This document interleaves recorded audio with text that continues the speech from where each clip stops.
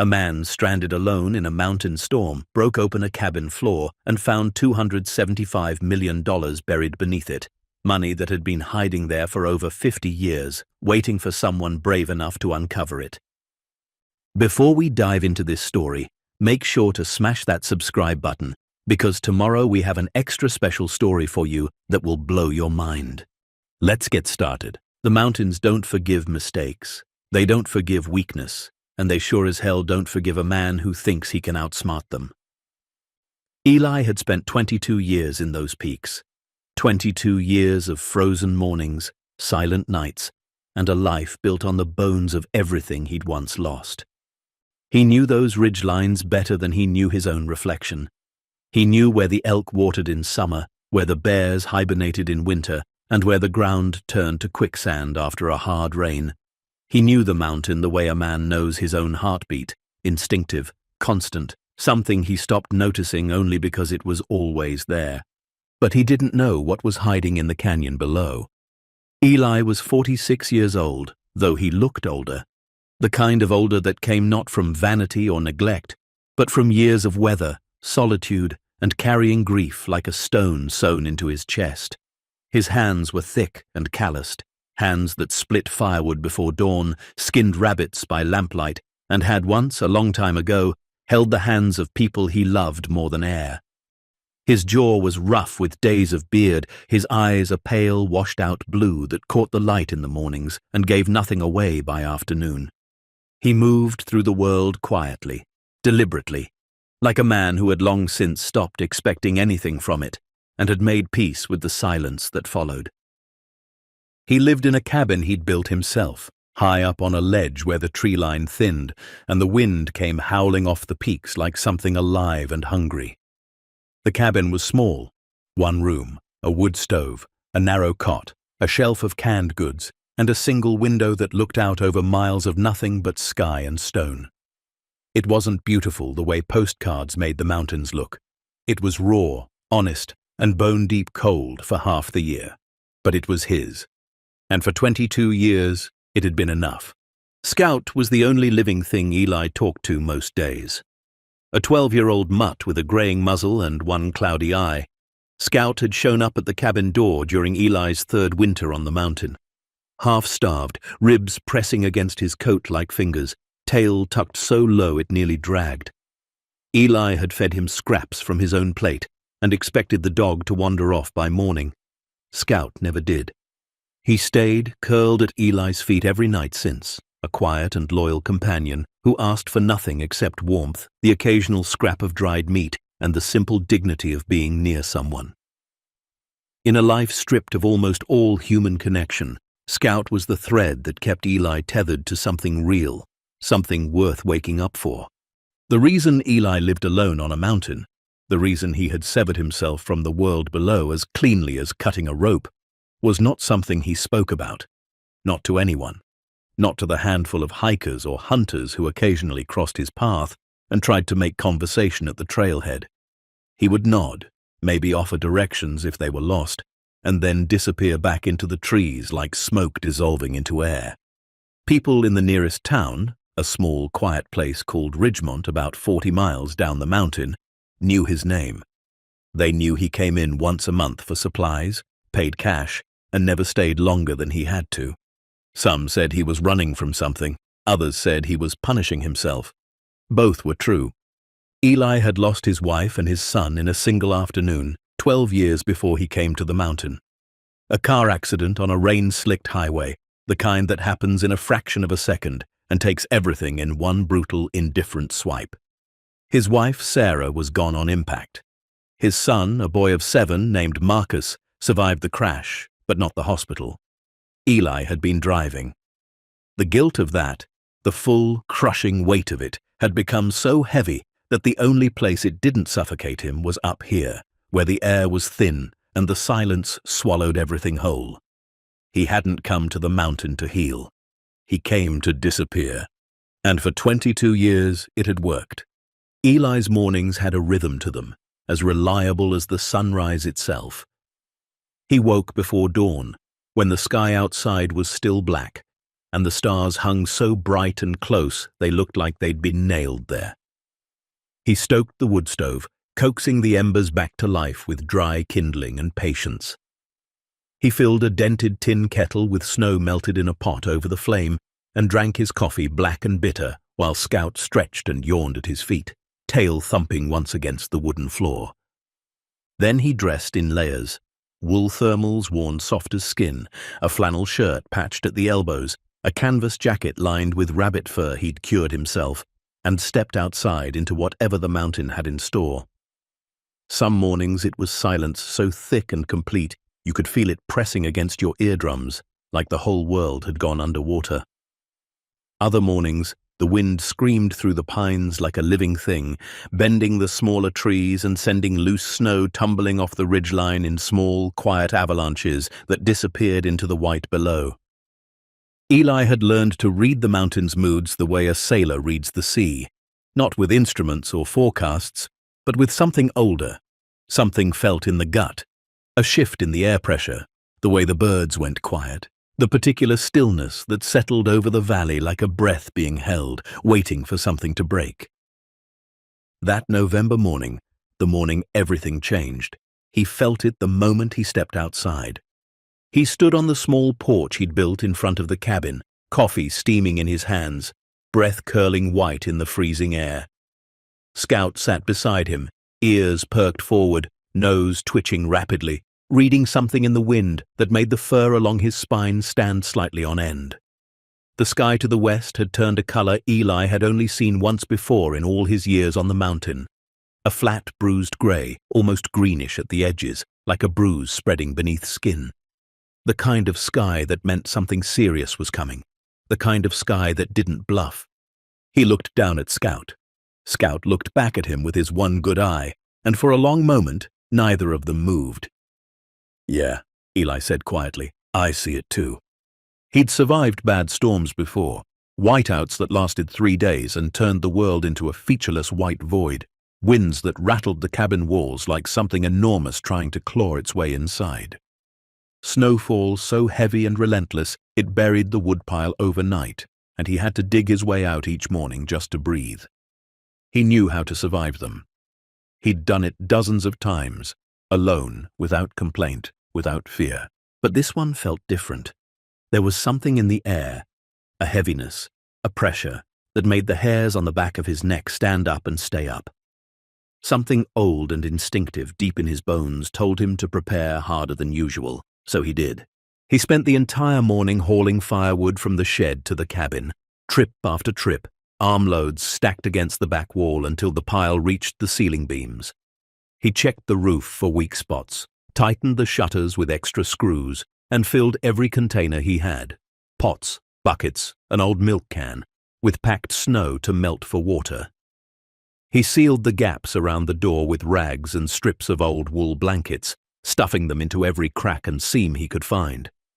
He moved with purpose, not panic. The calm efficiency of a man who had done this many times before, but who knew, somehow just knew, deep in the marrow of him, that this time was going to be different. By noon, the sky had turned almost black, not the black of night, but the black of something pressing down, something massive and indifferent bearing its weight on the mountain. The wind had picked up, not a howl yet, but a steady, insistent push that made the cabin groan on its foundation and set the single lamp swinging on its hook. Scout had come inside hours ago and was pressed tight against the wood stove, his old body trembling, not from cold, but from something he could feel that Eli could only guess at. The storm hit by mid-afternoon. It didn't arrive gradually. It didn't build slowly the way most storms did, creeping in on the wind, letting you adjust, letting you brace. It arrived all at once, like a wall of white slamming into the mountain. One moment, Eli could see the tree line 50 yards from his cabin. The next, there was nothing, just white, howling, roaring white in every direction, swallowing the world whole. The temperature dropped so fast that the moisture in his breath turned to crystals before it left his lips. The wind screamed, not howled, screamed. A sound so raw and violent and furious it made the walls shake and the lamp flicker like a dying heartbeat, and the very foundation of the cabin seemed to tremble beneath him. Eli sat in the cabin with Scout pressed hard against his leg, listening to the storm tear at everything outside with mindless, indifferent fury. The wood stove burned steady and warm. The coffee pot sat empty on the shelf. He had enough firewood for days, enough canned food for a week. He was safe. The cabin had survived worse than this, or so he told himself. It was some time after dark. He had lost track of hours in the noise and the dark and the relentless assault of the wind, when he felt it, not heard it, felt it, a deep, low vibration that traveled through the floor of the cabin and up through the soles of his boots and into the bones of his legs. Scout whined and pressed harder against his side, the dog's claws clicking nervously on the wooden floor. Eli stood, setting his coffee mug down on the table, and listened with his whole body. The vibration came again, stronger this time. And then, from somewhere above and to the left of the cabin, rising above the shriek of the wind like a cannon blast fired from the sky itself, came a sound unlike anything the storm had made so far. A grinding, tearing, cracking roar that built on itself, growing louder and deeper and more violent with every passing second. Landslide. Eli grabbed his coat off the hook by the door, his knife from the table, and the one thing he always kept within arm's reach during a storm, a hand-crank flashlight, battered and dented, but reliable. He threw the door open and was hit immediately by a wall of wind and snow so thick and dense he couldn't see his own hand in front of his face. The cold hit him like a physical blow, stealing the air from his lungs and turning his exposed skin to fire in an instant. But he didn't stop. He couldn't stop. He could hear the roar growing closer, impossibly fast, the sound of tons upon tons of earth and rock tearing itself free from the ridge above and sliding down toward the cabin with the speed and indifference of something that had been waiting to fall for a very long time. He grabbed Scout by the collar and ran. He ran blind, stumbling over roots and rocks he couldn't see, one arm shielding his face from the needles of ice that bit into every inch of exposed skin. His boots slipped on frozen ground, and twice he nearly went down, catching himself at the last second with hands that had gone numb from the cold. The roar was deafening now, a sound like thunder that never stopped, like the mountain itself was breaking apart and rearranging itself without any regard for the small, fragile things living on its surface. He felt the ground lurch beneath him, felt the air pressure shift as the wall of debris passed just behind him, close enough that the displaced earth threw a spray of mud and stone against the back of his jacket. And then it was over. The roar faded into the storm, swallowed by the wind. Eli collapsed against a pine tree, gasping, his lungs burning from the cold air he'd been gulping in desperate handfuls. Scout pressed against his side, whimpering, his old body shaking. Eli turned the flashlight back toward where his cabin had been. Nothing. Where the small log structure had stood for 22 years, where he had slept, eaten, grieved, and slowly learned to breathe again, there was now just a wall of mud, shattered timber, and broken stone. The landslide had swallowed it whole, burying everything beneath 30 feet of mountain. The wood stove, the cot, the shelf of canned goods, 22 years of solitary living, gone in seconds. Eli stared at it for a long time.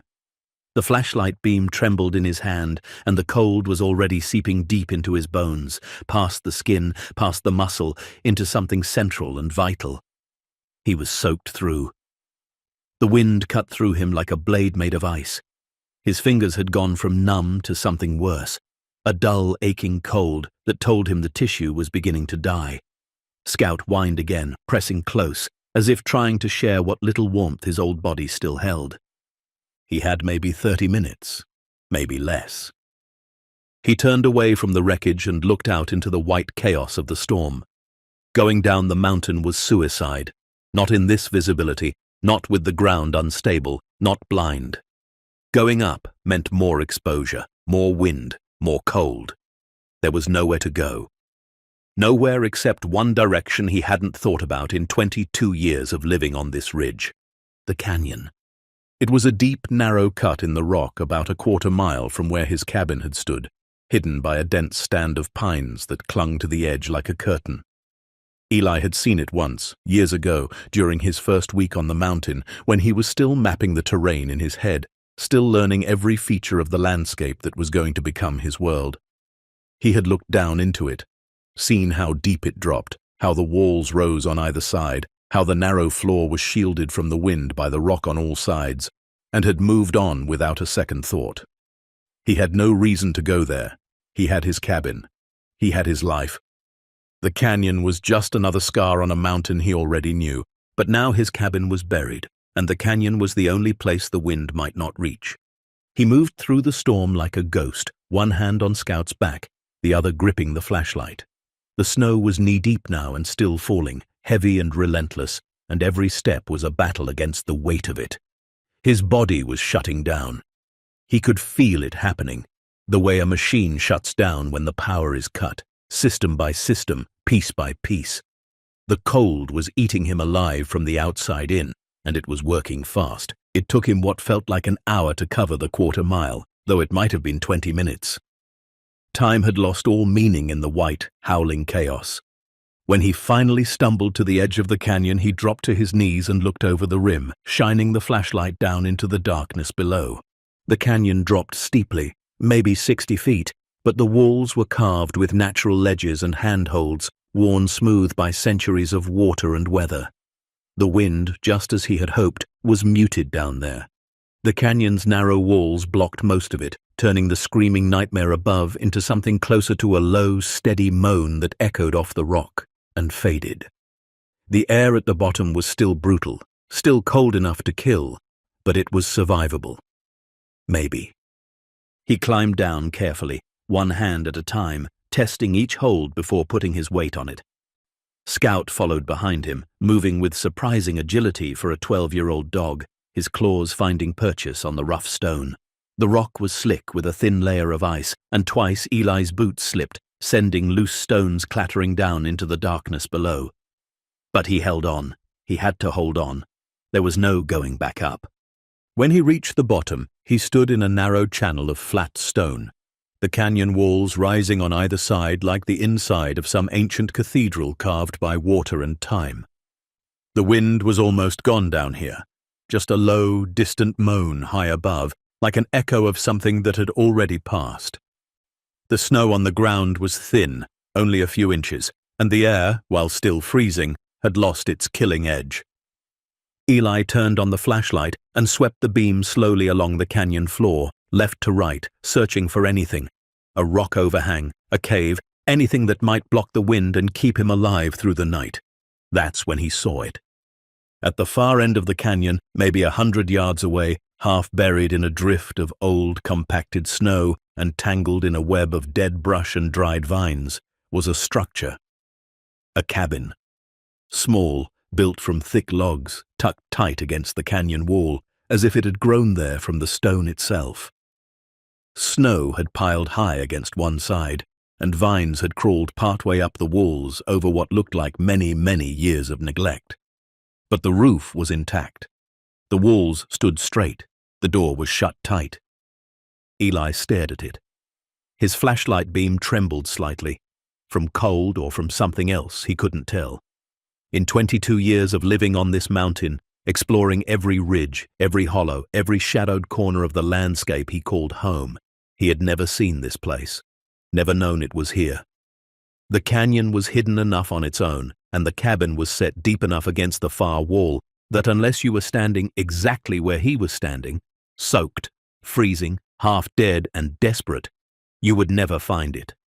He moved toward it, legs shaking from cold and exhaustion, Scout limping at his side.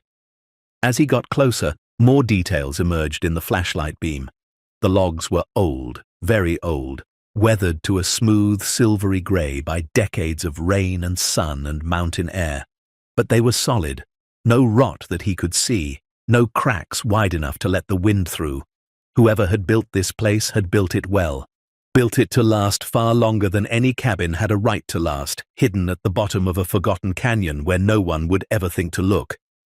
There was no sign above the door, no name, no date, no indication of ownership or origin, just a heavy wooden door, solid oak by the look of it, sealed shut with a simple iron latch that had gone dark with age. And beside it, a single window, small and deep-set, its glass frosted over and dark. Eli didn't hesitate. He couldn't afford to. The cold was in his bones now. Deep, serious cold, the kind that didn't go away just because you wanted it to. His hands had gone from numb to something worse, a dull, throbbing ache that meant the tissue was beginning to die. He reached for the latch with both hands and pulled. It resisted at first, decades of frost and rust and neglect fusing the iron to the wood. But then it gave with a dry, grinding crack that echoed off the canyon walls like a gunshot. The door swung inward on rusted hinges, releasing a breath of air that was cold but dry, carrying a scent that stopped Eli mid-step. Oil, old wood, something faint and dusty, like leather left in the sun for a very long time. He stepped inside, Scout brushing past his leg and disappearing into the darkness ahead of him with quiet, trusting steps. Eli swept the flashlight across the space and felt something shift inside his chest. Not hope, not exactly. Something quieter than hope. Something closer to relief. The deep, wordless relief of a man who has been very close to dying and has just been handed a reason not to. The cabin was a single room, small but well built, the kind of construction that spoke of care and skill, not haste. A cast-iron wood stove sat against the back wall, its black pipe running up through the roof and disappearing into the night above. The pipe looked intact, undamaged, sealed at the joints with something that had held for decades. A narrow cot with a wool blanket sat beneath the small frosted window. A wooden table with one chair, both sturdy and old. A shelf along one wall, lined with cans, rows upon rows of them, their labels faded but still readable in the flashlight beam. Beans, peaches, corn, condensed milk, soup. Enough food to survive on for weeks, maybe longer. And everything was clean, not dusty in the way abandoned places usually were. Not cobwebbed, not rotting, not scattered with the debris of time. Clean, preserved. Like someone had come through, put everything in its place with care, and then sealed the door behind them. Like someone had made sure before they left that this place would last, that it would be ready. For what, or for whom, Eli couldn't say. But the intention was there in every detail, in every carefully stacked can and neatly folded blanket. He set the flashlight on the table, angling it toward the ceiling, so that its beam spread outward in a soft, diffused glow that filled the room with pale light. He stood there for a long moment, dripping melted snow onto the wooden floor, breathing hard, his breath still coming out in clouds despite the shelter from the wind. Scout had already found the cot and curled himself on top of the wool blanket, his old body sinking into it with a sigh of exhaustion. He looked at Eli with tired, trusting eyes as if to say, "This will do." "All right," Eli whispered. "All right." He moved quickly now, instinct guiding his hands. He opened the wood stove door and stopped. Inside, arranged with quiet care, was a bundle of dry kindling and a stack of split firewood, as if someone had laid it all out and left it waiting to be lit. He found a tin box of matches on the shelf beside the stove, struck one, and touched it to the kindling. The flame caught on the first try, spreading to the wood with an eager crackle. Within minutes, the wood stove was burning, heat radiating outward in slow, steady waves that pushed the cold back inch by inch. Eli pulled the chair close to the stove and sat, holding his hands over the warmth, feeling the blood start to creep back into his fingers with a sharp, stinging pain that made him wince and clench his jaw. He found a second wool blanket folded beneath the cot and wrapped it around his shoulders, tucking it tight. The warmth worked its way into him slowly, the way dawn breaks. Not all at once, but gradually, patiently, until the darkness is gone and you can't quite remember what it felt like. It took a long time for the cabin to truly warm up. The walls were thick and the cold had seeped into everything over decades, the wood, the stone base of the stove, even the air itself. But eventually, slowly, the temperature crept upward. Eli leaned back in the chair, the wool blanket pulled tight around him, and let his body settle into something close to stillness. The storm still raged somewhere far above. He could hear it, muted and distant, like a radio playing in another room. But down here, in this hidden pocket of stone and wood and silence, it might as well have been happening on another planet. The cabin creaked occasionally as the wood expanded in the sudden warmth, small settling sounds that were almost comforting. Otherwise, it was quiet, deeply, heavily quiet. The kind of quiet that made a man notice things he might have missed in noise. That's when Eli looked up. Carved into one of the ceiling beams about 8 feet above his head, cut deep into the old wood with something sharp, a knife maybe, or a small chisel, was a name. Daniel. Just the one word. No date beneath it, no message, no explanation. Just a name, carved into the bones of the cabin with deliberate, unhurried strokes, the edges darkened with age and something that might have been oil from the hands that made it. Eli stared at it for a long time, turning the name over in his mind the way you turn a stone in your palm, feeling its weight, wondering where it came from. Daniel. Someone had been here. Someone had built this place with their own hands, stocked it with enough food to last months, sealed it against the mountain, and left their name carved into the ceiling like a signature, like a confession, like a man marking the one place in the world where he had felt safe enough to leave a piece of himself behind. Eli looked around the cabin again, seeing it differently now, not just as shelter, as something else, something personal. He reached for the stack of newspapers on the table, 3 or 4 of them, folded neatly, their edges yellowed and brittle with age. He picked up the top one and unfolded it carefully, the paper crackling like dry leaves in his hands.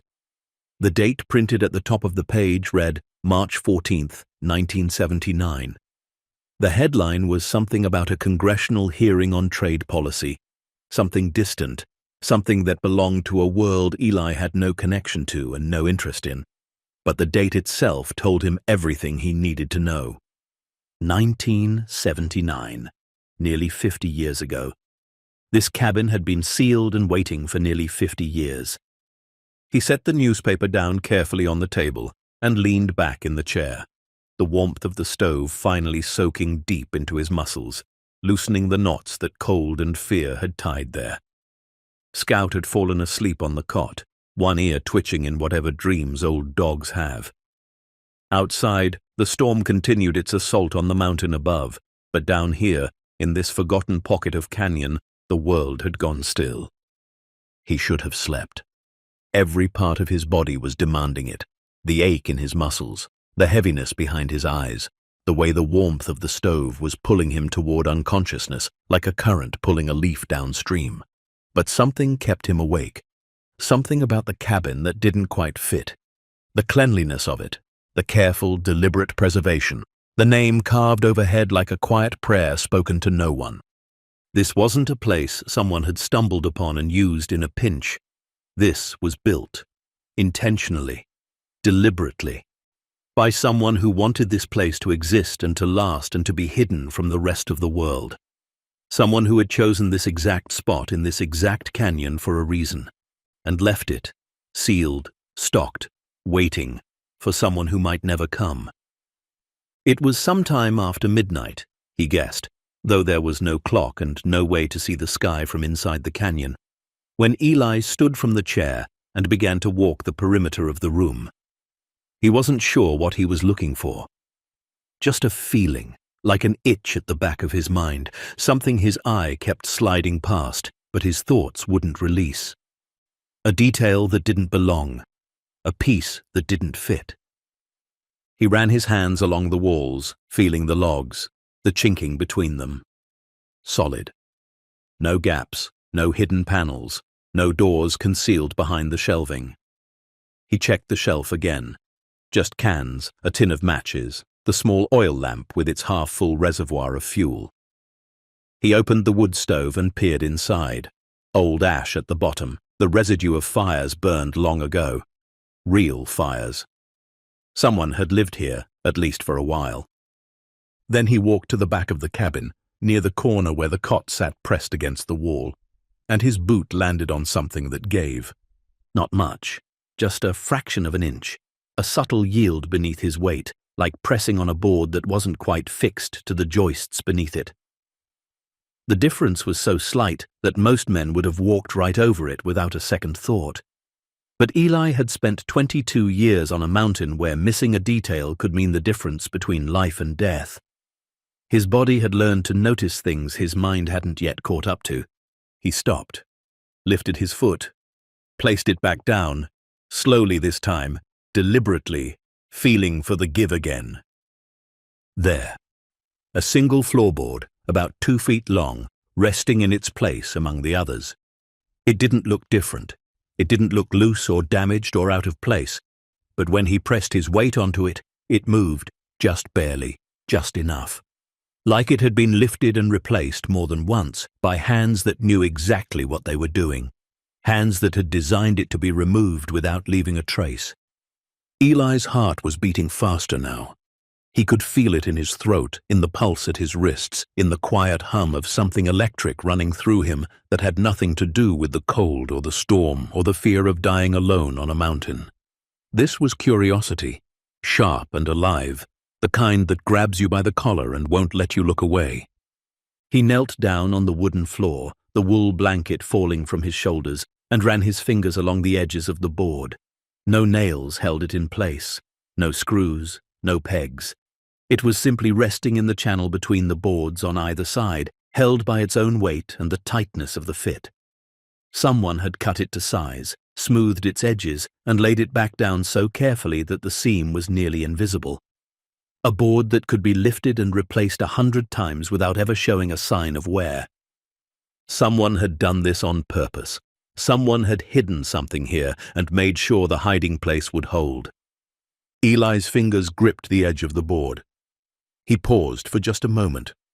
One breath, one heartbeat, feeling the weight of whatever was about to happen, pressing down on him like the storm pressing down on the mountain above. Then he lifted the board. It came free easily, sliding out of its place with a soft, dry scrape of old wood against old wood.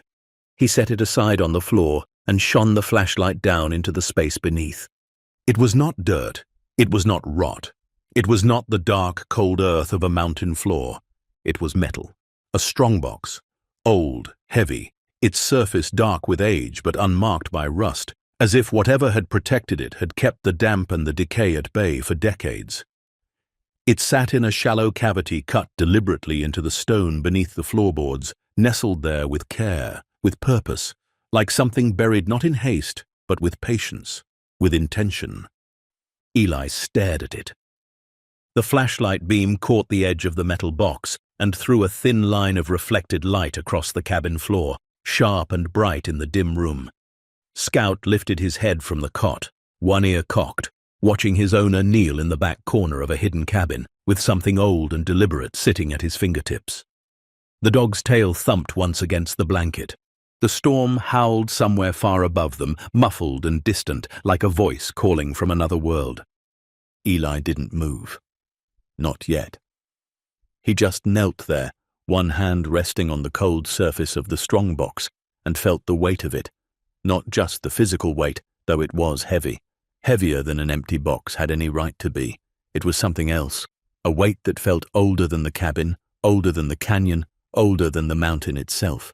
A weight that had been sitting here, in the dark, in the silence, waiting for a very long time to be lifted. He looked up at the name carved into the ceiling beam one more time. Daniel. Then he looked back down at the strongbox. The iron latch was old but solid, and it had a simple clasp, the kind a man could open with his bare hands if he pulled hard enough. Scout watched him from the cot, patient and quiet, and Eli reached for the latch. The latch gave way with a sound like a bone snapping in the quiet, dry, sharp, final. The strongbox lid didn't fly open the way it might in a movie. It lifted slowly, stiffly, as if the hinges had forgotten how to move and needed to be reminded. Eli pulled it toward him with both hands, the metal cold enough to burn his palms through the wool of his gloves, and peered inside. For a moment, he didn't understand what he was seeing. Bundles. Neat, tight, organized bundles of paper, wrapped in dark oilcloth and bound with plain rubber bands that had gone brittle with age. They were stacked in rows inside the box, 5 across, 4 deep, 2 layers high. Each bundle was roughly the same size, the same thickness, the same deliberate, careful wrapping. The kind of wrapping a man did when he wanted something to last.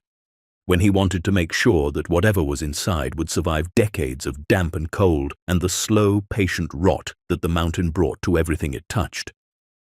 Eli's fingers closed around the nearest bundle.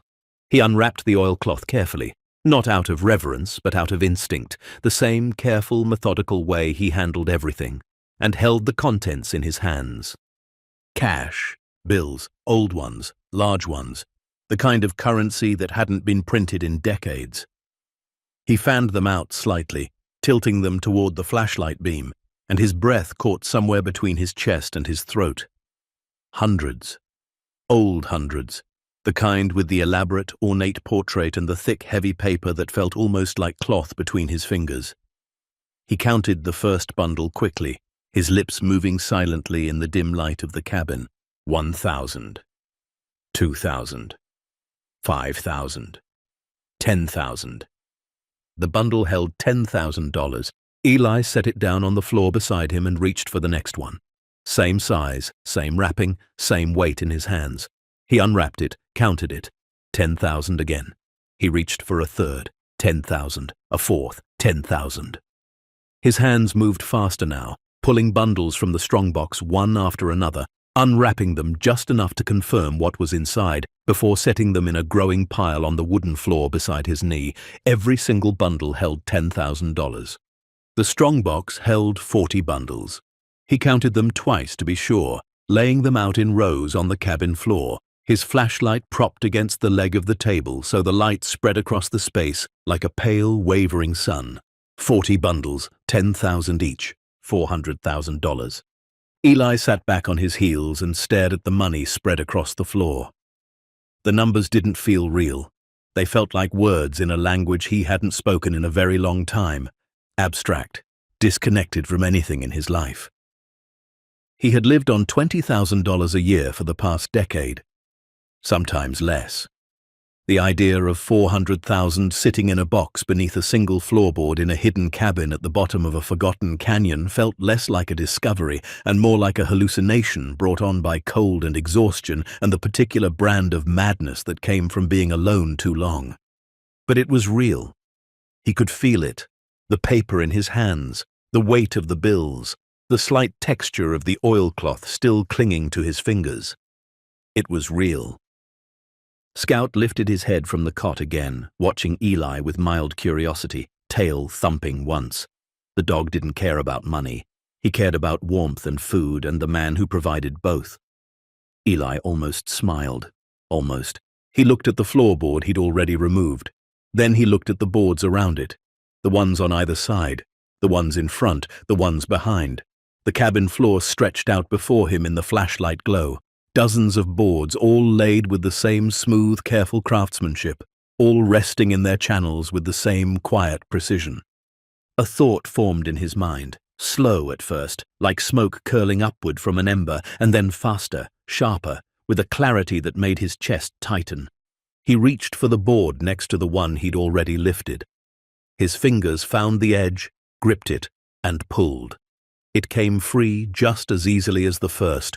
Same smooth cut, same deliberate fit, same absence of nails or screws, and beneath it, another cavity, another strongbox. This one identical to the first, dark metal, old iron latch, wrapped in the same care and intention. He opened it. More bundles, same wrapping, same denomination, same $10,000 per bundle. He didn't count them this time. He just set the box aside and reached for the next board. And the next, and the next. One after another, Eli worked his way across the cabin floor like a man possessed, not by greed, not by excitement, but by something quieter and more unsettling. A growing, deepening sense that what he was uncovering wasn't just a fortune. It was a statement, a record, a man's entire life, compressed and buried and sealed away beneath wooden boards in a place no one was ever supposed to find. Each board he lifted revealed another strongbox.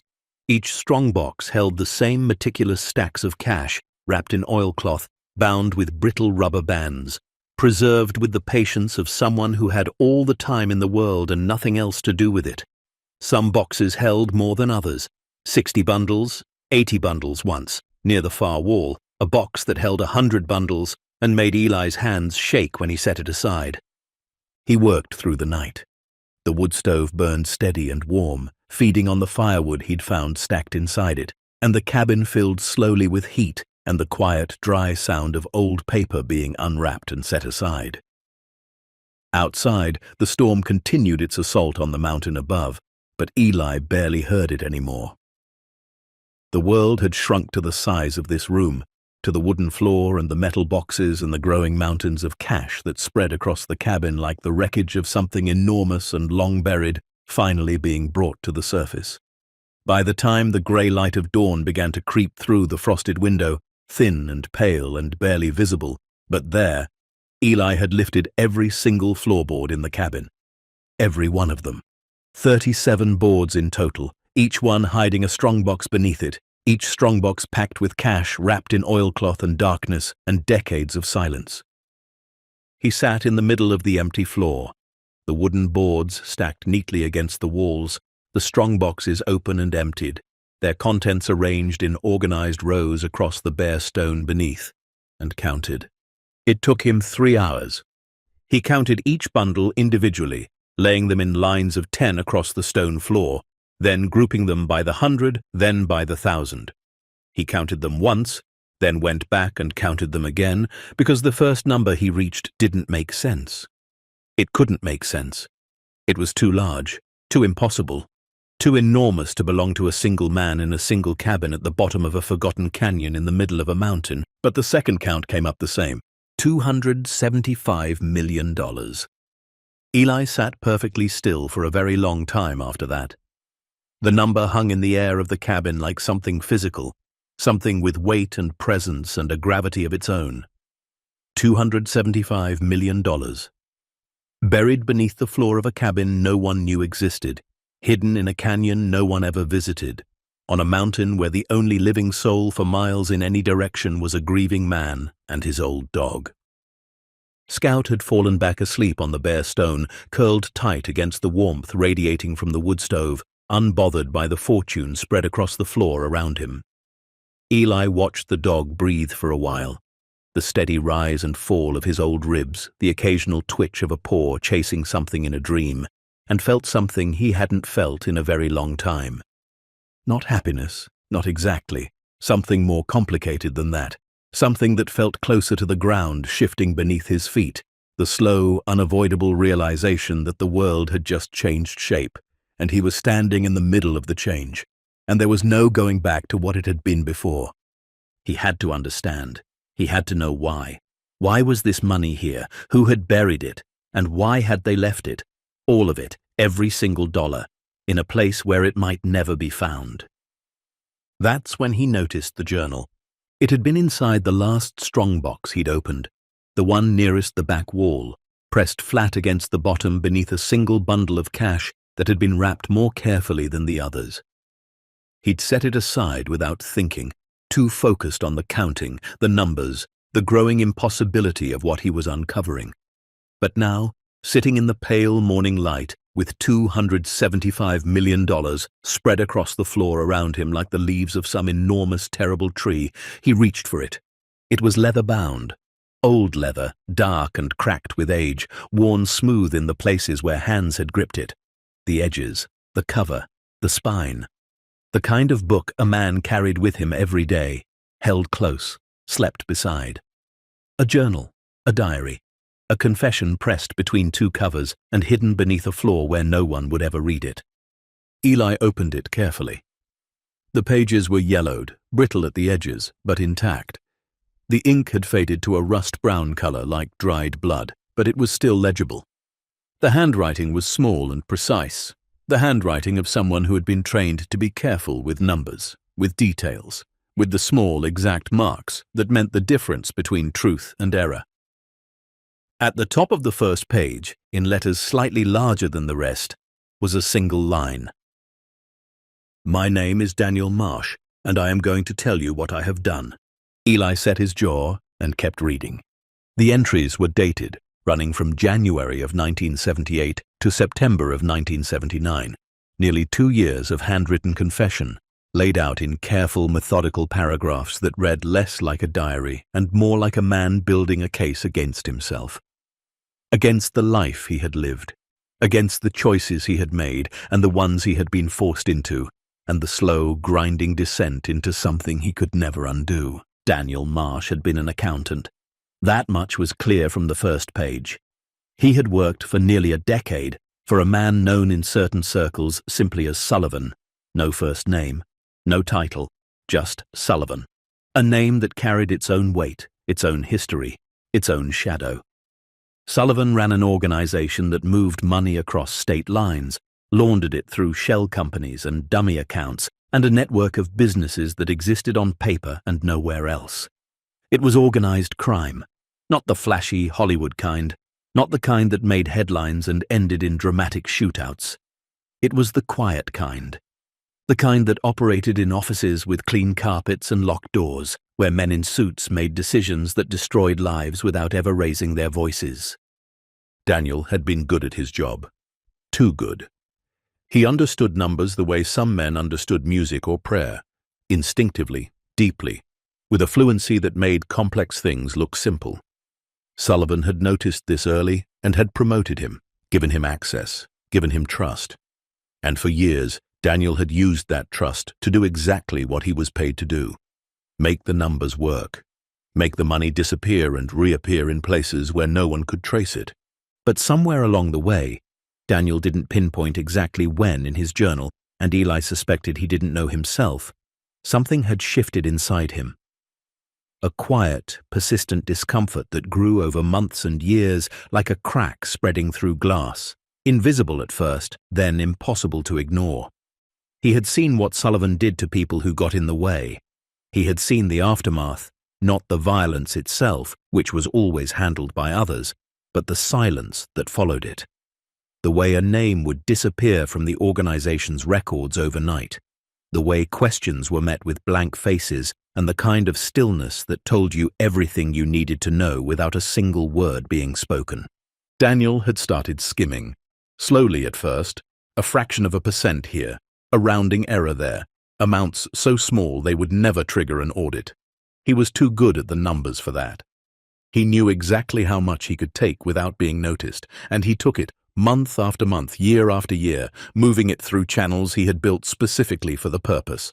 Channels so deep and so tangled that no one else in the organization could follow them. Over the course of 8 years, Daniel Marsh stole $275 million from one of the most dangerous men in the country. And then he faked his own death. The details were sparse in the journal. Daniel was careful, even in confession, not to lay out every step of his disappearance. But the broad shape of it was there. A staged accident. A body that was never recovered, because there had been no body to recover. A widow left behind, a woman named Margaret, who had believed, truly believed, that her husband had been killed in a roadside crash on a Tuesday afternoon in March of 1978. Daniel had written about her only once in the entire journal, and it was the entry that made Eli's hands go still. He wrote, "Margaret doesn't know. She can't know. If she knows, they find her. They find me through her. I have thought about this every single day since I left, and every single day I come to the same conclusion. The kindest thing I can do for her is let her grieve. Let her think I'm gone. Because in every way that matters, I am. The man she married doesn't exist anymore. I killed him when I chose to run. What's left is just a ghost with a name carved into a ceiling beam in a place no one will ever find." Eli read that passage twice. Then he sat back and stared at the name carved into the beam above his head. Daniel. The storm outside had quieted sometime during the night. Not stopped, but lessened. The screaming wind dropping to a moan. The relentless snowfall easing into something more gentle. Pale grey light filtered through the frosted window, thin and cold, casting a faint luminescence across the cabin. The wood stove crackled softly. Scout shifted in his sleep, one leg twitching. Eli turned back to the journal and kept reading. The later entries told a different story. Darker, quieter, more desperate. Daniel had come to the canyon cabin in the spring of 1978 after the disappearance. He had built it himself, working alone through the summer and into the fall, carrying lumber and stone up from the valley below, one trip at a time, hiding the structure from view, tucking it deep into the canyon where no satellite, no search party, no determined enemy could stumble upon it. He had buried the money beneath the floor in the same careful, methodical way he had stolen it, piece by piece, bundle by bundle, each strongbox placed with precision, each floorboard fitted back into place without a seam. And then he had waited. The entries from the final months of the journal were the hardest to read. Not because they were dramatic or violent, but because they were quiet. Painfully, unbearably quiet. Daniel wrote about the silence of the canyon, how it pressed against him at night like a physical weight, how he talked to himself sometimes, just to hear a human voice, and how the sound of it echoed off the stone walls and came back to him hollow and strange, like a stranger answering. He wrote about the cold, about the loneliness, about the slow erosion of something inside him that he couldn't name but could feel disappearing, piece by piece, like the mountain wore away at the stone beneath his feet. He wrote about the money, not with pride or satisfaction, but with something closer to horror. He had never spent a dime of it, not $1. He had stolen $275 million from a man who would have killed him for taking a single cent, and he had buried every last dollar beneath a floor in a cabin at the bottom of a canyon where no one would ever find it. He had not run to another country. He had not bought a new life. He had not given it away or invested it, or used it to disappear into comfort and anonymity somewhere far from the reach of Sullivan and his men.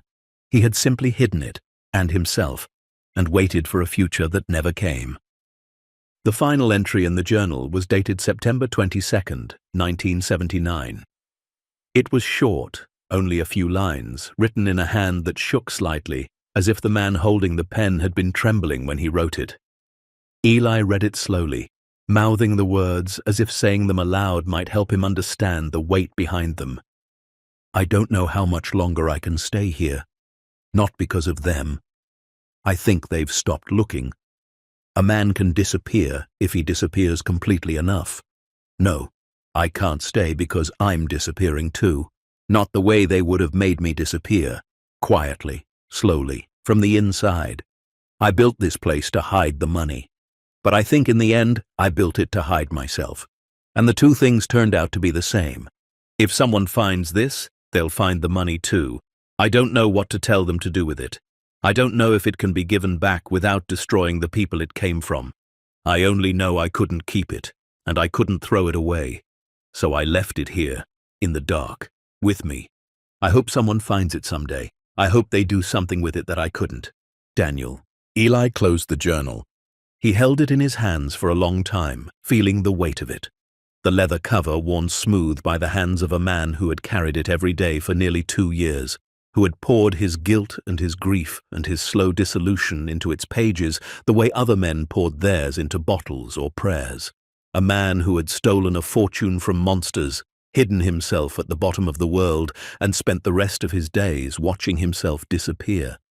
The cabin was very quiet. The wood stove ticked and popped.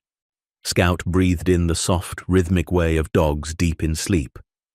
Outside, the storm had finally begun to ease, the wind dropping to a whisper, the grey light through the window growing just slightly brighter as the clouds thinned overhead.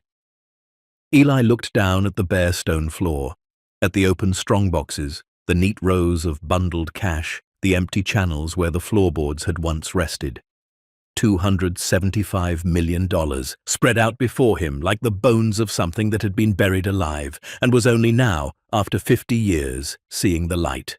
What happened next will turn this night upside down, reveal a truth nobody expected, and remind us why sometimes the quietest voices carry the most power.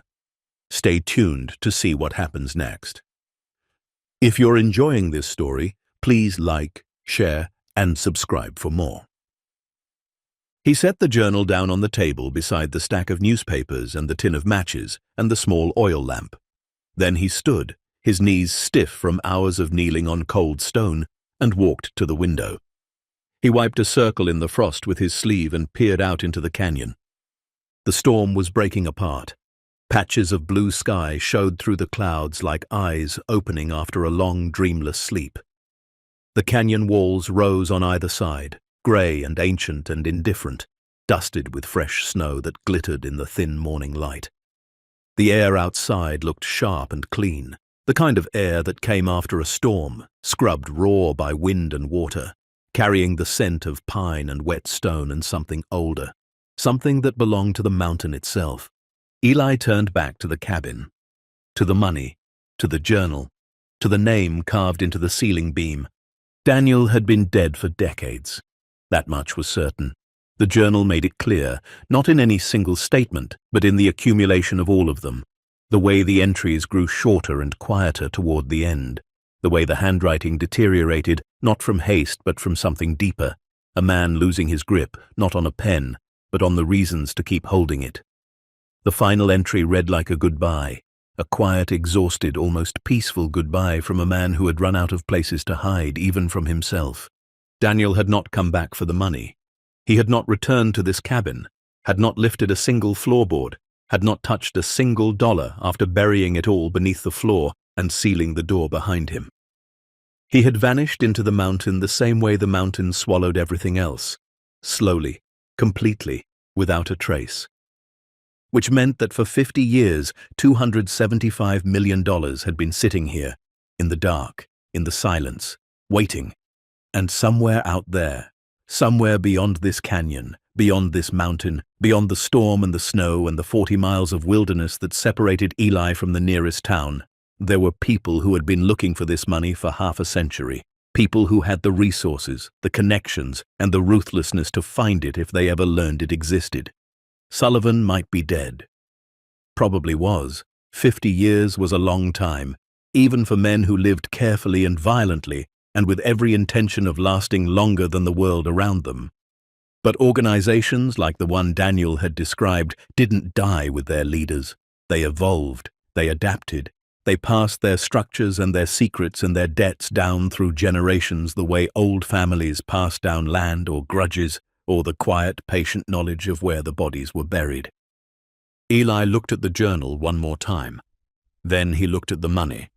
Then he looked at Scout, still sleeping peacefully on the bare stone, one ear twitching in a dream about rabbits or warmth, or the simple, uncomplicated joy of being a dog in a world that made no demands on him beyond existing. The storm was almost gone. The mountain above was quiet. In a few hours, maybe less, the snow would settle. The winds would die, and the path back up to the ridge would be passable again. Eli could climb out of this canyon. He could drive his truck down the mountain. He could disappear back into the life he had built here, the silence, the solitude, the slow and quiet war against his own grief that had sustained him for 22 years. He could leave the money where it was, put the floorboards back, seal the door, walk away and pretend he had never found any of it. But something about that felt wrong. Not morally wrong, though it was that too, but wrong in a deeper sense. Wrong the way Daniel's choice had been wrong. The wrong of burying something that mattered and letting the darkness have it. The wrong of choosing silence when the truth was heavy enough to crush you and you carried it alone anyway. Eli had spent 22 years doing exactly that, burying something, letting the darkness have it, carrying the weight of what he'd lost in a silence so complete that even the mountain couldn't hear it. He had come to this canyon to survive one night, to find shelter from a storm that was trying to kill him. And instead, he had found something that had been waiting, patient, silent, and enormous, for someone to come along and decide what it was worth. Not in dollars, not in wealth or power or the kind of fortune that changed the shape of a man's life overnight. In truth. He picked up the journal one more time and held it against his chest, the leather warm now from the cabin's heat, from his own hands, from the hours he had spent reading the words of a dead man who had hidden everything he had, everything, beneath a floor in the dark. Scout opened one eye, looked at Eli, and thumped his tail once against the stone. Outside, the clouds were thinning. The blue was coming back. And somewhere below, far beyond the canyon walls and the buried storm, and the 50 years of silence that had settled over this place like snowfall, the world was waking up, completely unaware that a man named Daniel had left something behind that was about to change everything. Eli closed his eyes for just a moment, drew a breath, felt the weight of the journal in his hands, and the weight of the money on the floor, and the weight of everything that was about to come next, pressing down on him like the mountain itself. Then he opened his eyes, looked at the name carved into the ceiling beam one final time, and began to plan. The storm took 3 days to fully break, 3 days of grey light filtering through the frosted window in thin, pale sheets. 3 days of the wood stove burning through the firewood that had been left for exactly this kind of waiting, as if Daniel, even in his final days, had thought about someone else surviving here, someone who might need warmth, someone who might need time. Eli used every hour of it. He read the journal cover to cover, then read it again. Not for the story this time. He already knew the shape of it, the arc of theft and disappearance and slow, quiet dissolution. He read it again for the details, the small, precise observations that only an accountant would think to record. Names, dates, amounts. The careful, methodical way Daniel had documented not just what he had stolen, but from whom, and through which channels, and over what periods of time. It was a map, a complete, meticulous map of an organization that had operated in silence for decades, and Daniel had drawn every line of it before he disappeared. Some of the names meant nothing to Eli. They were just words on a page, surnames attached to men he had never heard of and never would have, names that had probably faded from the world long before he stumbled into this canyon. But others carried a weight that even a man who had spent 22 years avoiding the outside world could feel. Names that appeared more than once. Names that appeared in connection with things Daniel wrote about in a tone that shifted, subtly, almost imperceptibly, from factual to something closer to dread. Sullivan appeared most often, always without a first name, always referred to simply as Sullivan, the way a man might refer to the weather or the tide, something vast, impersonal, and beyond the reach of argument. Daniel wrote about him with the careful, clinical distance of someone describing a force of nature. But beneath the precision, Eli could sense the fear. It lived in the spaces between sentences, in the way Daniel would start a passage about Sullivan and then stop mid-thought, as if the act of writing the man's name on paper was itself a risk. One entry, dated June of 1978, read, "Sullivan does not forgive. This is not a threat or a reputation built on stories. I have seen what happens to men who disappoint him. I have seen the silence that follows. I have watched files disappear from the office overnight and understood, without being told, that the men those files belonged to had disappeared too. He does not raise his voice. He does not need to. The silence is the message." Eli set the journal down after reading that passage and stared at the cabin ceiling for a long time. The name Daniel was still carved there, dark and deliberate, and in the quiet of the cabin, with $275 million spread across the stone floor around him, it felt less like a signature and more like a warning. On the second day, while the wind still howled and the snow still fell in heavy, muffled sheets above the canyon rim, Eli found something he had missed the first time through. Tucked into the back cover of the journal, pressed flat between the leather and the inside flap, was a folded piece of newsprint. Old, brittle, its edges darkened with age. He unfolded it carefully, the paper threatening to crack at the creases, and held it up to the pale light from the window. It was an obituary, from a newspaper in a town called Millbrook, dated April of 1979. The name at the top was Margaret Marsh, age 41. The obituary was short, only a few lines, the kind of brief notice given to people whose deaths were quiet and unremarkable and mourned by very few.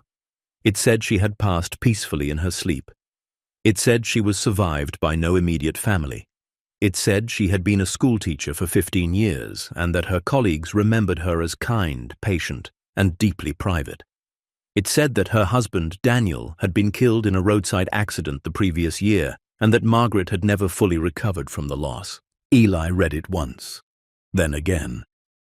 Then he set it down on the table beside the journal and pressed his palms flat against the wood, breathing slowly, feeling something move inside his chest that he had not felt in a very long time. Margaret had believed it, all of it. She had believed that Daniel was dead, that he had been taken from her in an instant on a rain-slicked road without warning or reason. She had grieved him the way people grieve the ones they love most, which is to say, completely, quietly, and without end. And she had died believing it. Died alone in a small town, with no family left to sit beside her bed, or hold her hand, or tell her that none of it had been real. That the man she had mourned for a year was still alive somewhere, hiding in a canyon, reading her name in a newspaper and folding the clipping into the back of a journal he would never show another living soul. Daniel had done it to protect her. Eli understood that. The logic was sound. If Margaret didn't know where Daniel was, Sullivan's men couldn't use her to find him. If she believed he was dead, there was no trail to follow, no loose thread to pull. It was the right decision, tactically, the smart decision.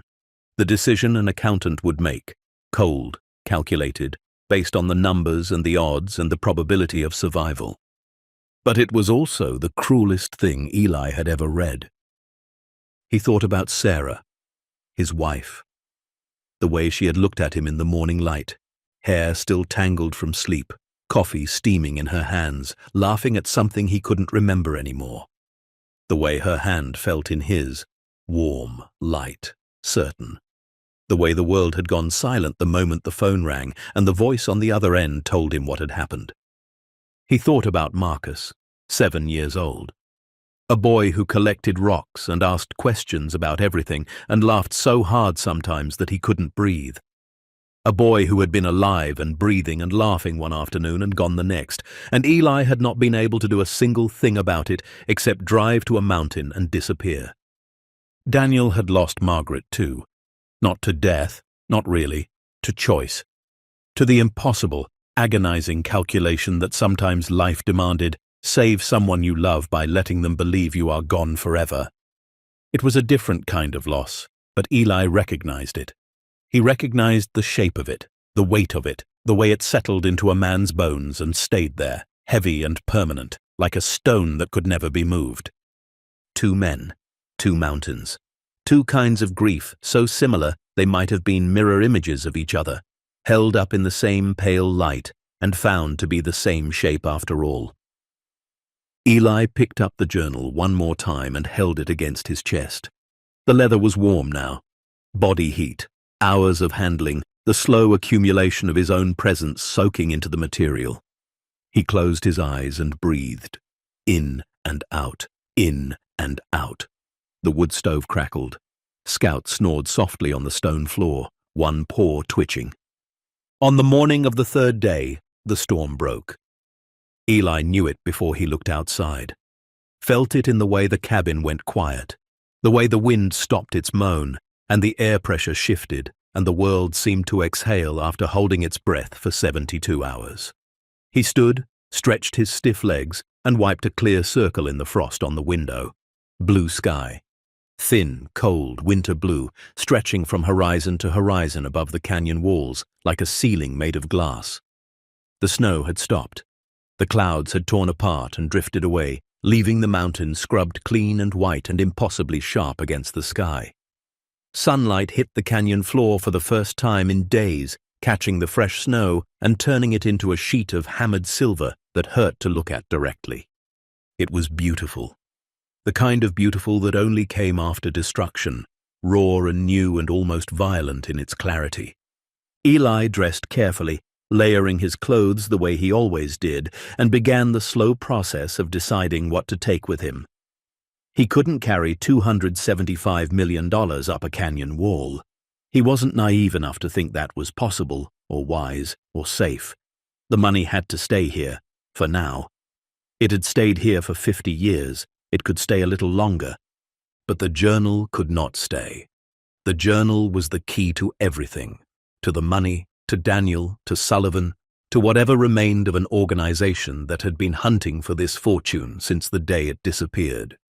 If someone found this cabin without the journal, they would find cash and nothing else. No context, no history, no map. But with the journal, the money had a story, and stories, Eli had learned, were the most dangerous things in the world. He also took one bundle of cash, $10,000, wrapped in its oilcloth, tucked into the inside pocket of his canvas jacket. Not for himself, not for spending, as proof.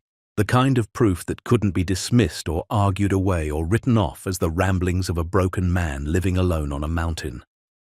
Old bills, preserved in perfect condition. Denominations that hadn't been printed in decades. Proof that something real had been hidden here. Proof that Daniel's story was not fiction. He sealed the cabin door behind him, pulling it shut and letting the iron latch fall back into place. The strong boxes were back in their cavities beneath the floor. The floorboards were in place, not as perfectly as Daniel had set them, but close enough. If someone stumbled upon this place, they would have to know what they were looking for to find it. The climb out of the canyon was harder than the descent had been. The snow was deep, knee-high in places, crusted on top with a thin layer of ice that broke beneath his boots with a sound like stepping on glass. Scout moved ahead of him, picking his way up the natural ledges with surprising grace for a dog his age, pausing at each step to look back at Eli as if to say, "Still here, still with you." It took him the better part of an hour to reach the top. When he pulled himself over the rim and stood on the ridge, breathing hard, his hands raw from gripping frozen stone, he looked out over the mountain and saw the damage the storm had left behind. Trees down, the ridge reshaped by the landslide that had buried his cabin. Snow so deep and undisturbed, it looked like the mountain had been remade overnight by a hand far larger than his own. His truck was where he had left it, parked on a flat stretch of ground about 200 yards from where the cabin had been, half buried in snow but intact.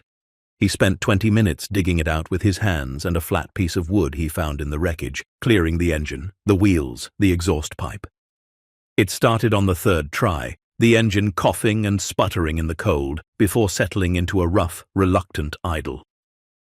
Scout climbed into the passenger seat.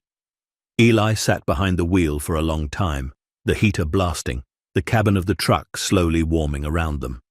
He held the journal in his lap and the bundle of cash in his jacket, and he stared out through the windshield at the mountain he had called home for 22 years.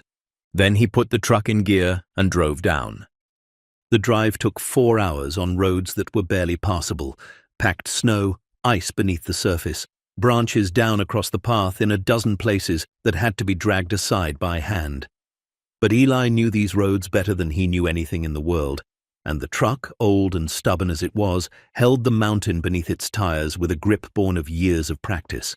He didn't drive to Ridgemont. He drove past it, through it, and another 30 miles beyond to a small town called Crandall, where the roads were flat and the houses were quiet, and one of them, a pale blue bungalow at the end of a dead-end street, belonged to a woman named Ruth. Ruth Connolly was 63 years old and had spent 31 of those years working for the federal government in ways she did not discuss at dinner parties. She had retired 8 years earlier, not voluntarily, not gracefully, but after a case she had been building for the better part of a decade had been quietly shut down by people above her pay grade for reasons she was never given and never fully understood.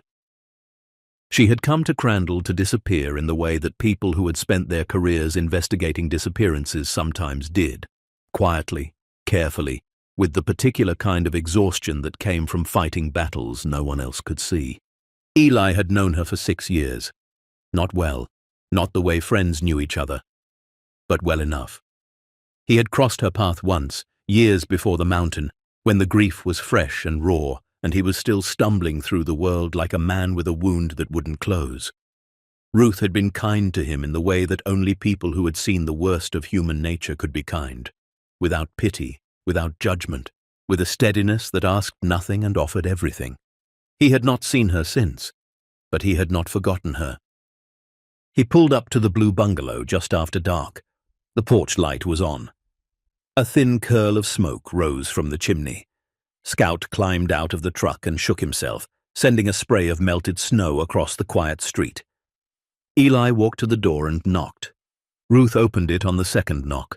She was shorter than he remembered, wrapped in a heavy cardigan, her silver hair cut close to her head. Her eyes, sharp, Gray, the kind of eyes that had spent decades reading faces for lies, landed on him and widened just slightly before settling back into something calm and measured. "Eli," she said. Not a question. He held out the journal. "I need your help," he said, "and I need you to read this before I tell you anything else." Ruth looked at the journal, then at Eli, then at Scout, standing patiently on the porch, tail low, waiting. She stepped aside and opened the door wider. "Come in," she said. "Coffee's on." Ruth didn't say a word for 4 hours. She sat at her kitchen table in the blue bungalow, the journal open in front of her, a cup of coffee gone cold at her elbow. The overhead light buzzed faintly, an old fluorescent tube that flickered every few minutes, casting the room in a rhythm of light and shadow that neither of them noticed anymore. Scout lay on a worn braided rug near the wood stove, asleep within minutes of arriving, his old body surrendering to warmth and safety, with the total, trusting ease of a dog who had finally found shelter. Eli sat across from her, hands wrapped around his own mug, watching her read. He didn't rush her. He didn't fill the silence with questions or explanations, or the kind of nervous talk that people use to keep the weight of a thing from settling too fully on their shoulders. He had spent 22 years learning how to sit with silence. He could do it here, in this small kitchen, with a woman he barely knew reading the confession of a dead man while the mountain storm faded into memory somewhere far behind him. Ruth turned the last page of the journal, closed it slowly, and sat back in her chair. She removed her reading glasses and pressed her fingers against her eyes for a long moment. When she dropped her hands, her expression was unreadable, the kind of face that had spent decades behind closed doors in rooms where showing what you felt could cost you everything. "How much did you find?" she asked. Her voice was steady, calm, the voice of a woman who had heard things in her career that would have broken most people open and had learned over decades to hold them without flinching. $275 million, Eli said. All cash, old bills wrapped in oilcloth, every dollar still there. Ruth stared at him for a long time. Then she let out a breath. Slow, controlled, the kind of breath a person takes when the ground has just shifted beneath them and they need a moment to find their footing. "Jesus," she said quietly. She stood and walked to the counter, poured herself a fresh cup of coffee, and came back to the table.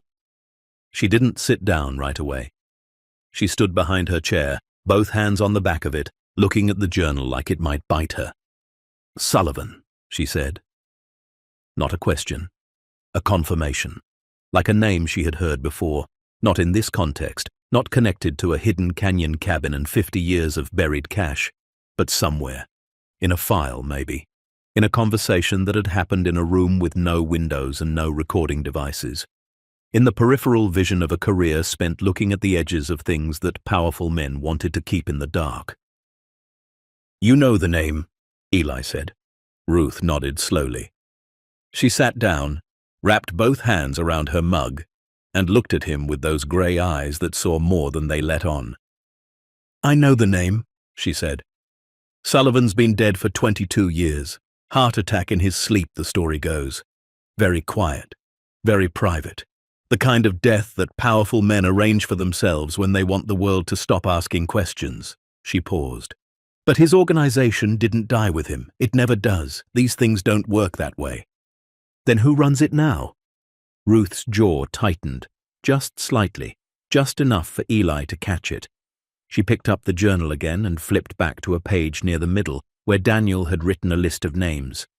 Associates, business partners, men who moved money, owned property, sat on boards. Ruth ran her finger down the list and stopped at one name, tapping it once with the tip of her index finger. "James Sullivan," she read. "Sullivan's son. He took over after his father died, cleaned up the operation, made it legitimate on the surface. Real estate, investment funds, political consulting." She looked up at Eli. "His son Thomas is a state senator, has been for 6 years. The kitchen went quiet. The fluorescent light buzzed. Scout shifted in his sleep, one leg twitching. "A state senator," Eli repeated. Ruth nodded. "Thomas Sullivan, 48 years old, clean record, well-liked. The kind of politician who shows up at charity galas and shakes hands with the right people and never, ever gets his hands dirty in public. She set the journal down. But the money his grandfather stole, the money Daniel took, that's been a ghost in their books for 50 years. A hole they've been trying to paper over ever since it disappeared. $275 million doesn't just vanish from an organization like that without leaving scars. So they're still looking for it. Maybe not actively, not after 50 years, but if they ever found out it still exists? Ruth shook her head slowly. They would burn down this entire county to get it back, or to make sure no one else could use it to connect the dots. Eli sat with that for a while. The weight of it settled over him like snow settling over a mountain, gradual, quiet, and heavy enough to bury things. "So what do I do?" he asked. Ruth looked at him for a long time. Her expression softened, just barely, just enough to show something beneath the professional calm, something human, something that recognized what it cost a man to sit in a kitchen and ask a question like that. "You have two options," she said. "The first is that you turn this over to the FBI. Federal jurisdiction, federal protection, federal prosecution. They have the resources, the authority, and the reach to go after someone like Thomas Sullivan without flinching. I have contacts, old ones but good ones, people I trust, people who aren't compromised." She paused. "That's the safe option, the clean option. You hand over the journal, the cash, everything, and you let the system do its work. You disappear back up that mountain, and you never think about this again." "And the second option?" Ruth leaned forward, resting her elbows on the table, her hands clasped in front of her. "The second option is harder, slower, riskier, but it's the one that actually changes things." She held his gaze. "We build the case ourselves, not just against Thomas Sullivan, against the whole structure. Every name in that journal, every transaction Daniel documented, every thread that connects the money to the people who stole it and the people who tried to cover it up. We do it carefully, quietly, and we make it so airtight that when it goes public, there is nowhere for them to hide." "How long would that take?" "Months, maybe longer. And it means you stay involved. You stay visible. To me, to the people I bring in. That's a risk for you. These are not men who send lawyers when they feel threatened." Eli thought about Daniel, about the way he had written about Sullivan, the clinical distance, the careful precision, the fear that lived in the spaces between sentences. About Margaret, who had spent a year believing her husband was dead and then died herself, alone and quiet, in a town no one had ever heard of. He thought about the name carved into the ceiling beam of a cabin at the bottom of a canyon. Daniel. A man who had found something monstrous and buried it in the dark because he didn't know what else to do. A man who had run and hidden and disappeared, not because he was a coward, but because he was alone, because he had no one to help him carry the weight. Eli looked at Ruth, at her steady hands, at her grey eyes that had seen the worst of what people could do to each other and had somehow, against all odds, chosen to keep looking anyway. "The second option," he said. Ruth nodded. She didn't smile. She didn't congratulate him. She just picked up her coffee and took a long, slow sip, and then she said, "All right, then we start tonight." The weeks that followed were unlike anything Eli had experienced in 22 years of solitude. Ruth moved with the quiet efficiency of someone who had spent decades building cases in the shadows, methodical, precise, patient. She contacted people he had never heard of, a forensic accountant named Victor who worked out of a cramped office in a town 2 states away and could trace the movement of money through shell companies the way a bloodhound traced a scent. A former colleague named Grace, a woman with sharp eyes and sharper instincts, who had left the bureau years earlier but still had connections deep enough to make things happen without attracting attention. A lawyer named Paul, retired but restless, who had prosecuted organized crime cases for 20 years, and had the kind of quiet, burning anger that came from watching guilty men walk free one too many times. They met in small groups, in different locations, never the same place twice. Ruth's Kitchen, a diner in a town 40 miles away. Once in the back of Victor's office, surrounded by filing cabinets and the faint hum of old computers processing data. Eli sat through every meeting, mostly listening, occasionally speaking when he had something specific to add. The layout of the cabin, the condition of the strong boxes, the details of Daniel's journal that only he had absorbed through hours of reading by lamplight in a hidden canyon. The work was painstaking. Victor spent weeks cross-referencing Daniel's financial records with public documents, property records, corporate filings, tax returns, tracing the web of shell companies and dummy accounts that Sullivan's organization had used to move money for decades. Grace quietly reached out to contacts within the bureau, planting seeds, gauging the appetite for a case that would touch a sitting state senator. Paul reviewed every page of the journal, annotating it, flagging passages, building a legal framework that could hold the weight of what they were assembling. And slowly, piece by piece, the picture grew. Thomas Sullivan was not just the grandson of a crime boss. He was an active participant in an organization that had evolved over 50 years from raw, brutal criminality into something far more sophisticated and far more dangerous. A network of influence that touched politics, real estate, finance, and law enforcement in ways that were almost impossible to see from the outside. The money Daniel had stolen hadn't just been a financial blow to the organization. It had been an embarrassment, a hole in the foundation that every subsequent generation had spent decades trying to fill, papering over with legitimate business and political connections, and the kind of quiet, patient influence that money could buy when it was applied with enough patience. $275 million, still sitting in a canyon cabin, still waiting. Eli made the trip back up the mountain 3 times during those weeks, once to retrieve more of the cash as documented proof, once to photograph every strongbox and every floorboard and every inch of the cabin for the record, and once simply to sit in the silence and think. Each time he descended the canyon walls and stepped back into the cabin, he felt the weight of Daniel's presence like a temperature shift in the air, the name carved into the ceiling beam, the empty desk where the journal had sat, the bare stone floor where $275 million had been spread in neat, organized rows by a man who had carried grief like a second skin and had chosen, in the end, to leave something behind rather than take it with him into the dark. It was on the 3rd visit, sitting alone in the cabin with Scout asleep at his feet, that Eli made the decision that would define everything that came after. He had been staring at the bare floor for a long time, at the channels where the floorboards rested, at the cavities beneath them where the strongboxes still sat, heavy and patient and waiting.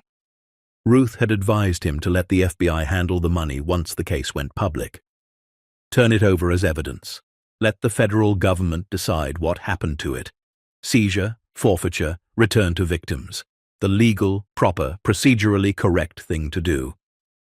But Eli kept thinking about Daniel's words. The last entry in the journal. I hope someone finds it someday. I hope they do something with it that I couldn't. Daniel hadn't stolen the money to keep it. He hadn't buried it because he wanted it safe for himself. He had buried it because he didn't know what else to do with something that had been taken from people by force and used to destroy lives. He had carried the guilt of it for nearly 2 years and then disappeared, leaving the money and the guilt behind in equal measure. Eli knew what he wanted to do with it. Not all of it. The bulk of it would go where Ruth and Paul and the federal prosecutors determined it should go. But enough of it. A portion that could be set aside, designated, protected. Enough to matter. He told Ruth about it the next time they met, in her kitchen, over coffee that had gone cold again. She listened without interrupting, the way she always did. And when he finished, she was quiet for a long time. Then she nodded. It can be done, she said. It'll take time. It'll take structure. A foundation, proper legal channels, oversight. But it can be done. Then let's do it, Eli said. The case broke open on a Tuesday in February, not with a bang, but with the quiet, deliberate precision of a door being opened from the inside. Grace's contacts within the bureau had been cultivated for months. The evidence package Ruth and her team had assembled was comprehensive, meticulously documented, and impossible to dismiss. When it was finally delivered, through channels that bypassed every level of local and state law enforcement that might have been compromised, It landed on desks in Washington with the weight of 50 years of silence finally being broken. The FBI moved fast. Faster than any of them had expected. Within 48 hours of the evidence being received, federal warrants were issued. Within a week, agents were in the state capitol, serving subpoenas, freezing accounts, and interviewing witnesses whose names had been buried in Daniel's journal for decades. Thomas Sullivan, state senator, philanthropist, public servant, was arrested on a Thursday morning outside his office, in full view of the morning news cameras, without drama and without resistance. He said nothing. His lawyer said nothing. There was nothing to say. James Sullivan, Thomas's father, the man who had inherited the organization from his own father and spent 20 years transforming it into something the world couldn't see, was arrested 2 days later at a private residence in another state. He was 71 years old and had not been seen in public in 3 years. The arrest was quiet. No cameras, no spectacle, just federal agents, a set of handcuffs, and the end of something that had been building for half a century. The story broke across every major news outlet within hours, not as a local crime story or a political scandal, but as something larger, a decades-long conspiracy that touched organized crime, political corruption, and the quiet, systematic destruction of ordinary people's lives by men who had operated in plain sight and been trusted with power they never deserved. Eli watched the news coverage from Ruth's living room, sitting in the same chair he had occupied for weeks during their meetings, Scout at his feet. The reporters used words like stunning and historic and unprecedented. They showed footage of Thomas Sullivan being led from his office in handcuffs, his face blank and carefully composed. They showed maps of the shell company network Victor had traced. They showed photographs of the canyon cabin, taken by federal agents after Eli had led them to it, with the floorboards lifted and the strongboxes visible in their cavities, the money carefully catalogued and removed as evidence. Ruth sat beside him, watching the same footage, her expression unreadable. At one point she turned to him and said very quietly, "You did this." Eli shook his head. "Daniel did this. 50 years ago. He just needed someone to finish it." Ruth looked at him for a long time after that. Then she turned back to the television and said nothing else. The months that followed were slow and unglamorous and full of the kind of bureaucratic, legal, procedural work that made headlines boring but made justice real. Prosecutors built their case methodically, using Daniel's journal as the backbone of a prosecution that would eventually result in convictions on charges ranging from money laundering and conspiracy to fraud and obstruction. Dozens of people were implicated. Some were already dead. Others had spent decades living comfortably on wealth that had been stolen from people who never saw a dime of it. The money itself was subject to lengthy legal proceedings. Most of it was seized by the federal government as proceeds of criminal activity. A portion was earmarked for restitution, returned, as best as could be determined, to the families and individuals who had been defrauded by Sullivan's organization over 50 years. It was slow work, imperfect work, the kind of work that never fully made things right but moved them closer to something that resembled fairness. But Eli had set aside what he needed to set aside. Ruth and Paul had helped him structure it properly, a foundation, officially registered, with oversight and transparency, and a mandate clear enough that no one could argue with its purpose. The Marsh Memorial Fund, named for Daniel, named for the man who had stolen from monsters and buried the evidence of his own guilt in the dark, hoping that someday someone would find it and do what he couldn't. The fund did two things. The first was to establish a memorial, not a statue, not a plaque, but a real place. A quiet park in the town of Millbrook, where Margaret had lived and died alone, believing her husband was gone. The park had a small stone bench beneath an old oak tree and a single marker set into the ground. It read, "For the families broken by silence," and beneath that, smaller, "In memory of Daniel and Margaret Marsh." Eli had stood at that marker on the day it was dedicated, alone except for Ruth and Scout. No ceremony, no speeches, no cameras, just the sound of wind through the oak leaves and the quiet settling of something that had been unsettled for a very long time. The second thing the fund did was find Margaret's family.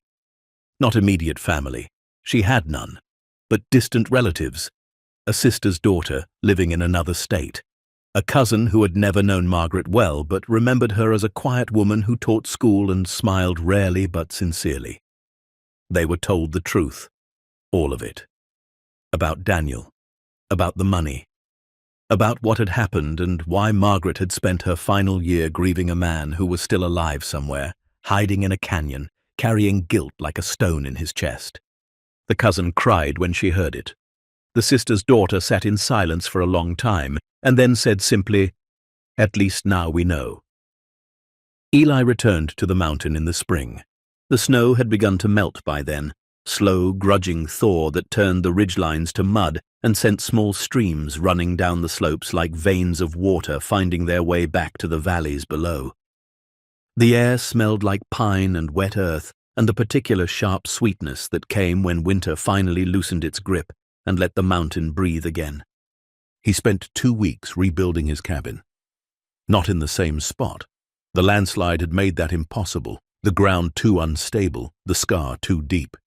He built it lower on the ridge, in a sheltered hollow where the trees grew thick and the wind couldn't reach. It was smaller than the original, simpler. A single room, a wood stove, a cot, a shelf. Scout's bed was a wool blanket near the stove, exactly as it had been before. But something was different now. The silence that had once felt like a weight, like something pressing down on him, suffocating, holding him in place, felt different, lighter, not empty, but full. Full of something he couldn't quite name but could feel in the way he moved through the cabin in the mornings, in the way he looked out the window at the mountain without the old familiar ache settling behind his eyes. He had spent 22 years on this mountain running from grief. From the guilt of that afternoon on the rain-slicked highway. From the silence that had swallowed his life after Sarah and Marcus were gone. He had come here to disappear, and for a long time it had worked. The mountain was big enough to hide in, the silence was deep enough to drown in, and the cold, the isolation, the endless cycle of survival. It kept him busy enough that he didn't have to think about what he was running from. But he wasn't running anymore. He had found a man in a cabin who had done the same thing.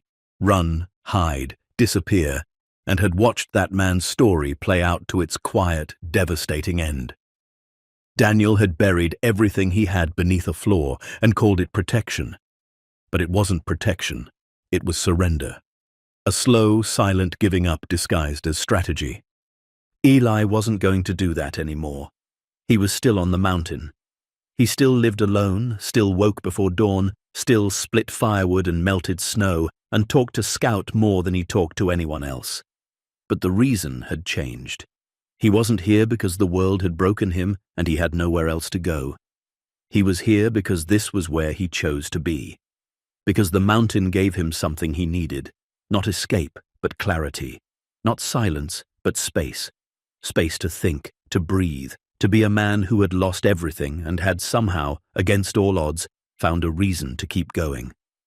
On a warm afternoon in late spring, Eli walked down into the canyon one last time. The cabin was still there, of course it was. Federal agents had been through it, catalogued everything, removed the money and the strongboxes, and taken photographs of every surface. But they had left the structure intact. No reason to tear it down. It was just a cabin after all. Old logs and a wood stove and a single frosted window. Nothing remarkable about it from the outside. Eli opened the door and stepped inside. The room was bare now. No canned goods on the shelf, no wool blankets on the cot, no journal on the table. Just empty space and old wood, and the faint, dry scent of oil and leather that had hung in the air for 50 years. The floorboards were back in place, but the strongboxes beneath them were gone. Removed, inventoried, processed, locked away in federal evidence rooms somewhere far from this quiet canyon. The floor was just a floor now, nothing hidden beneath it, nothing waiting. Eli stood in the center of the room and looked up at the ceiling beam. The name was still there, carved deep into the old wood, darkened with age, unmoved by everything that had happened since the day it was cut. Daniel. Scout sat in the doorway, ears perked, watching his owner with patient, trusting eyes. The afternoon light spilled into the cabin through the open door, warm and golden and full of the kind of quiet that came after storms, after endings, after the long, hard work of bringing something buried finally into the light. Eli stood there for a long time, looking at that name, thinking about a man he had never met, but somehow understood better than almost anyone he had ever known. A man who had stolen from monsters not out of greed, but out of something closer to desperation, the desperate human need to survive, to protect, to find some way of living with what the world had handed him. A man who had buried his fortune and his guilt and his love for a woman he could never go back to, all beneath a single flaw, and had left it there hoping that someday the right person would come along and finish what he had started. And somehow, through the blind, indifferent machinery of a winter storm and a landslide and 50 years of silence finally breaking open, that person had. Eli reached into his jacket pocket and pulled out something small, a folded piece of paper, creased and worn from weeks of being carried. He had written it himself in his own careful hand, sitting at Ruth's kitchen table one night after everyone else had gone home. He unfolded it now and read it one more time, silently, his lips moving slightly with the words. Then he walked to the ceiling beam and, using the tip of his pocket knife, carved a second name directly beneath Daniel's. Smaller, quieter, just one word, cut into the old wood with the same deliberate, unhurried strokes. Eli. He stepped back and looked at both names together. Two men, two mountains, two kinds of grief that had looked in the end exactly alike. Two men who had hidden in silence and found through different paths and different storms that the only way out of the dark was to stop burying things and start letting them breathe. Scout thumped his tail once against the cabin floor. Outside, the canyon was bathed in golden light.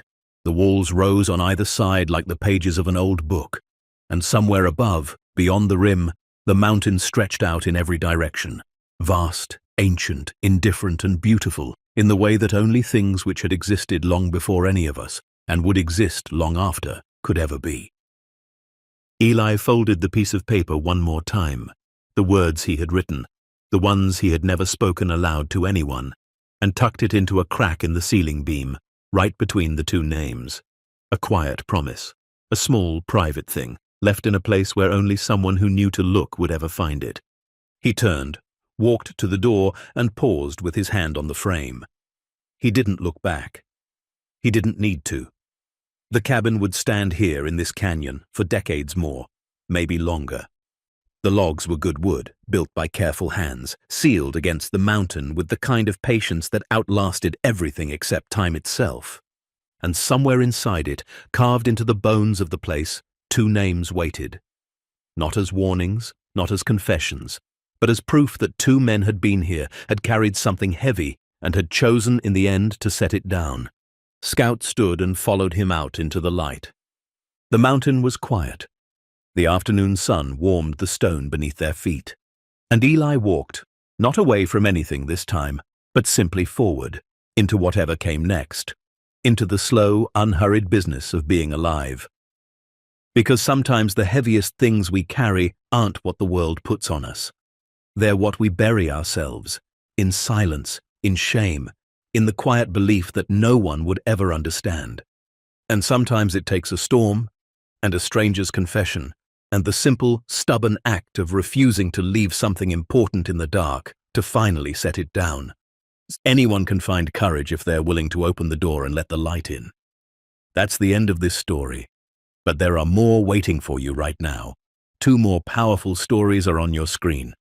Click to keep watching, and if this story moved you, hit that subscribe button. We'll see you in the next one.